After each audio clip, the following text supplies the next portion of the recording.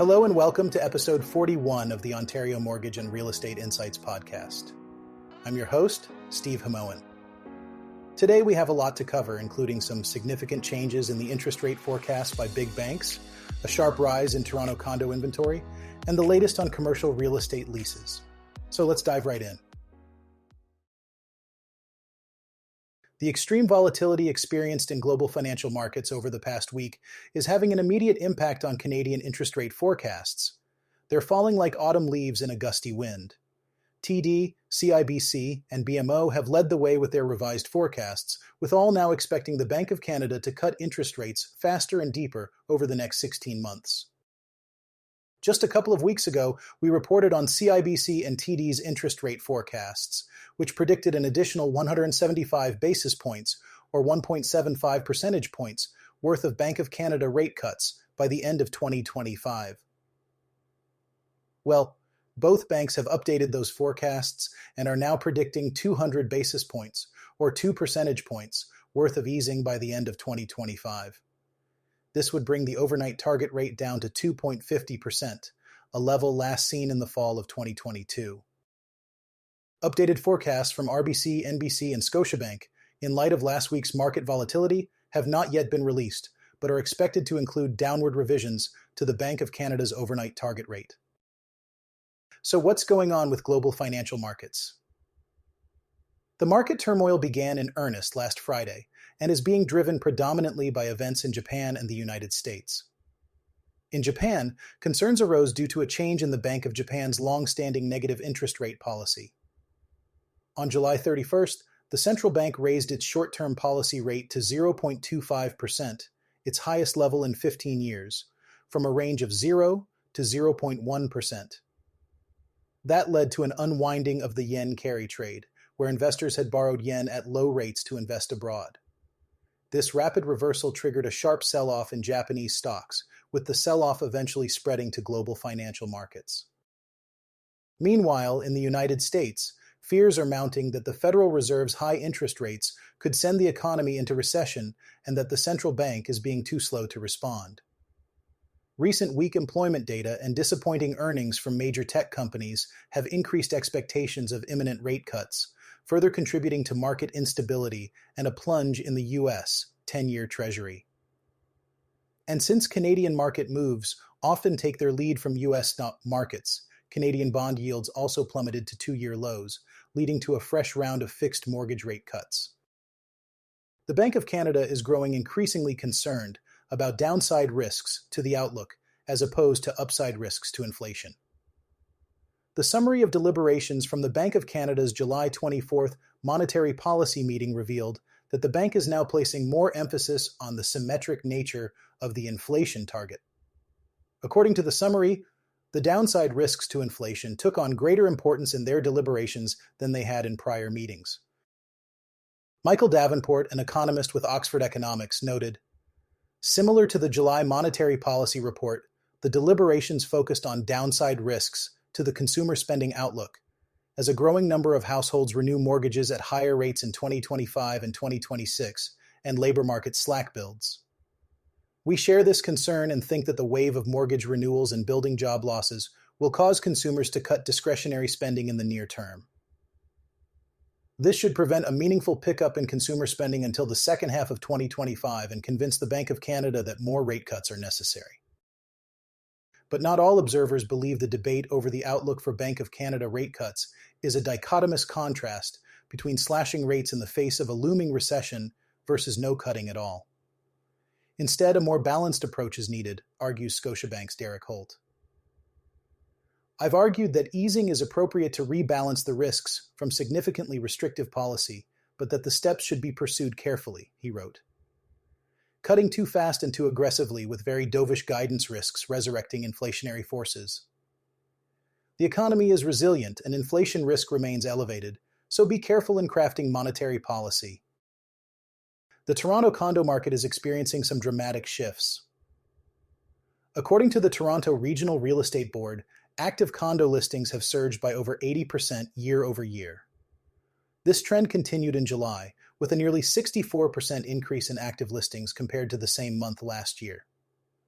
To put it in numbers, There were 8,179 active condo listings in July, up from 5,416 in July 2023. On a broader scale, quarterly numbers show that listings in the second quarter of 2024 jumped a staggering 83.6% from the same period in 2023. At the same time, sales have been slumping for months while condo prices have remained sticky, according to experts. This has resulted in a surplus of inventory that is not becoming more appealing to prospective buyers anytime soon.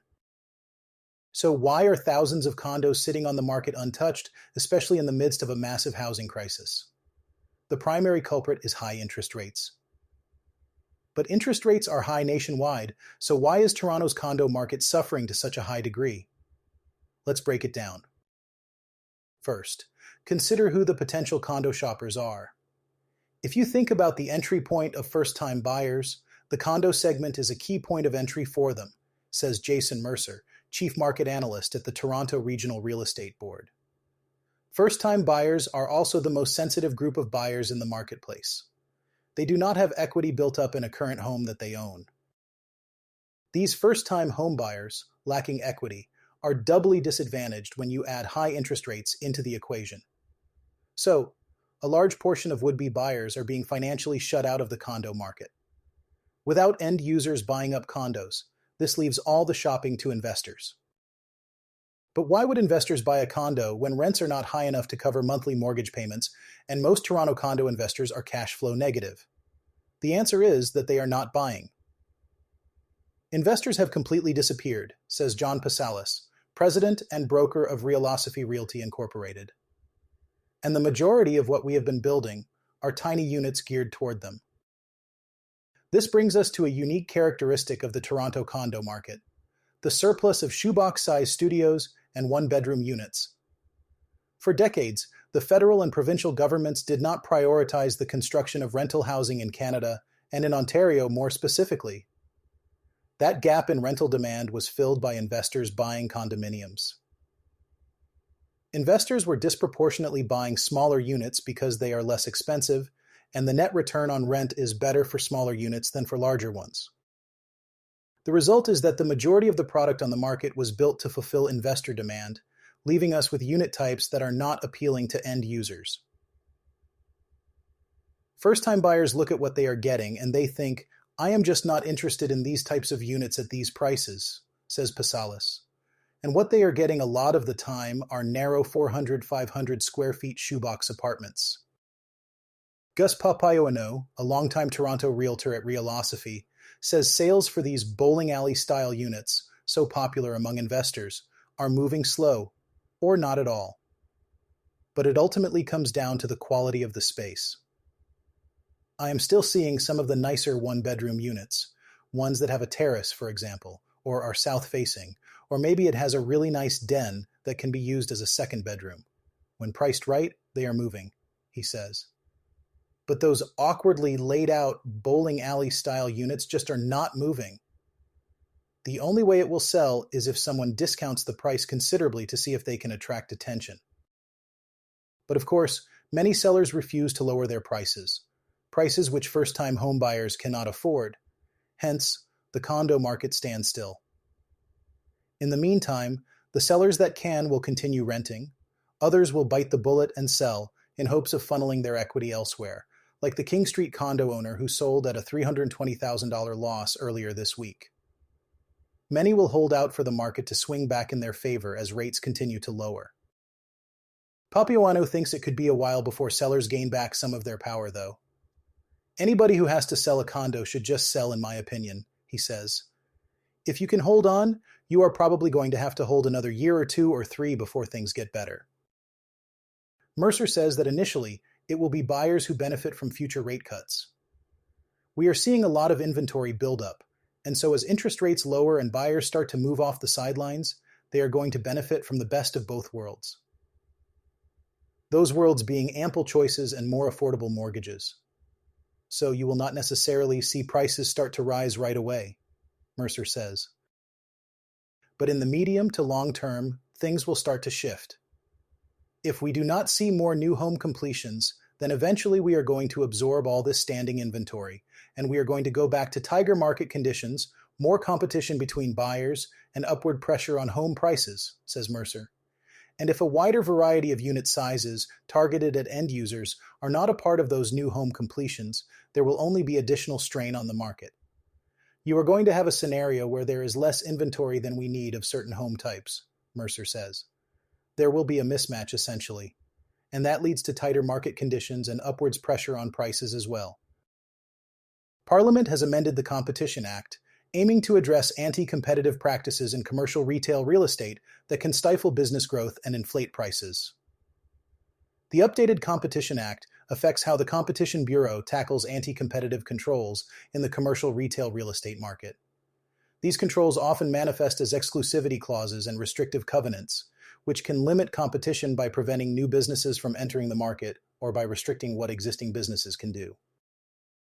Competitor property controls are a primary focus of the new guidelines. These controls are commonly seen in commercial real estate and can severely limit competition. There are two main types of property controls that the Bureau is targeting: exclusivity clauses and restrictive covenants. Exclusivity clauses limit how a property can be used by competitors to an existing tenant, while restrictive covenants prevent a property owner from leasing to certain types of competing businesses. These property controls insulate firms from competition. Therefore, by their nature, these property controls can raise serious competition concerns. However, in limited cases, they can be justified if they are necessary for a firm to make investments that increase competition, such as to enter a market. Even in these cases, they must be as limited as possible to be justified. International enforcement actions have targeted property controls due to their competitive impact.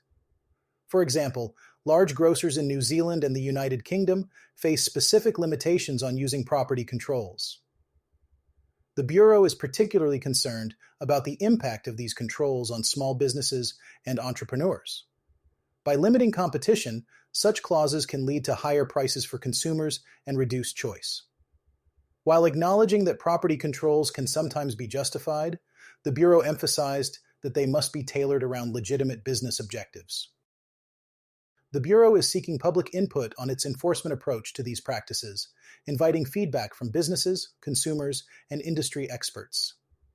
The goal is to develop guidelines that balance the need for fair competition with the interests of property owners and tenants. Canadians are encouraged to provide feedback on the guidance, along with bringing other pertinent issues to our attention. The feedback received as part of the Bureau's consultation on this guidance will help inform how the Bureau evaluates the competitive impact of property controls. The deadline for submitting feedback is October 7th. The Bureau says each submission received through its online form will be published on its website unless the provider requests confidentiality. The Competition Bureau's increased scrutiny of competitor property controls is part of a broader effort to promote competition and protect consumers. The Bureau has been granted new powers under the amended Competition Act to address anti-competitive practices more effectively. Can politicians' promises, plans, and programs really fix the housing crisis? It's an important question to ask in the face of Ontario's dismal housing performance so far this year. Ontario Premier Doug Ford promised 2 years ago that his province would build 1.5 million homes over a decade. In the first half of this year, just 36,371 new homes were started in Ontario urban centres with populations greater than 10,000 people, according to the Canadian Mortgage and Housing Corporation. That's down 14% from last year, and the most recent numbers are troubling. In June of last year, 10,114 new homes were started. This year, the figure was just 5,781.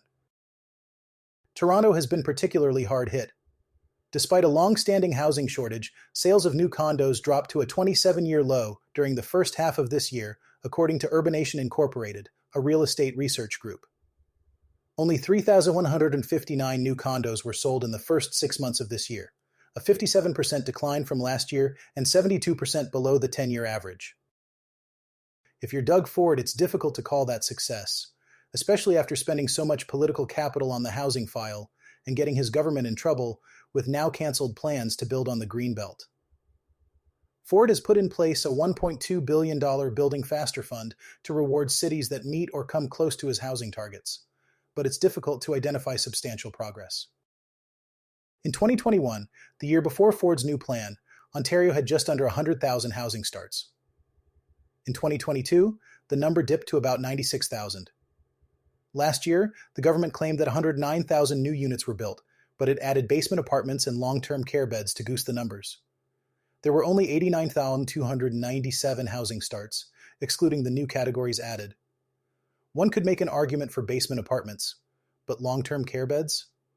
Why not include hospital beds? The Ford government isn't averse to fun with figures to create the appearance of relative success, but even its new and improved way of counting leaves the province far short of the average of 150,000 homes a year required under the plan. The idea that Ontario could produce 50% more homes annually than it has in the past has always seemed either ambitious or unrealistic, depending on your point of view. Most of Ontario's efforts to solve the housing crisis have focused on the supply side. The government has attempted to speed up housing approvals and boost the supply of construction workers. That's useful, but it doesn't matter much without buyers who can afford the product. Potential demand remains huge, but the combination of high prices and high interest rates is keeping would-be buyers out of the market. While rates have gone down a bit, don't expect major salvation there. Buyers can get a 5-year fixed-rate mortgage for about 4.5%. That's in line with historical norms. In the short term, the best thing Canada can do is to reduce housing demand, and as it happens, there's a way to do it. Statistics Canada reported that in the first quarter of this year, there were 2.8 million people in the country with temporary status. This includes international students, temporary workers, and people seeking asylum. That's 6.8% of the total population, up from 3.5% just 2 years ago. The provincial government doesn't control that number. The federal government does, at least nominally. The Justin Trudeau government has announced plans to reduce the numbers to 5% of the population over 3 years. It's not much, and it's not quick. This is a tough issue for Ford. Ontario businesses rely on low-paid foreign workers, and its universities and colleges rely on foreign students. Reducing the number drastically would create problems in both sectors, but sometimes governments have to pick their poison. The overdue process of weaning the post-secondary sector off high foreign student tuition has already begun. As for businesses, Ontario had a 7% unemployment rate in June. It's time to start hiring people who have permanent status in the country, not temporary foreign workers. An adequate supply of housing is a high priority for Ford, but so far, it's not working out despite his best efforts. Slowing population growth won't solve all the province's housing problems, but it will help.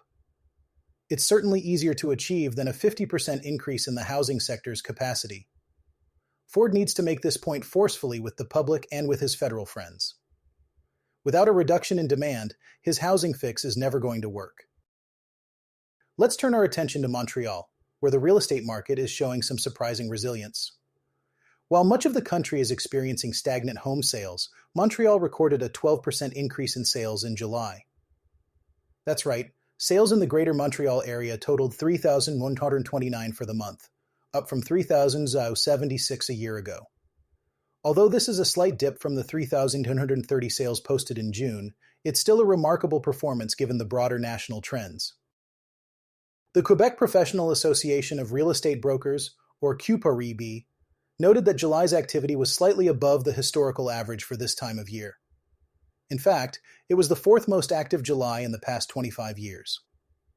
Charles Brandt, QPREB's market analysis director, pointed out that despite Montreal having the highest prices in the province, the city is seeing a resurgence in population growth and real estate activity.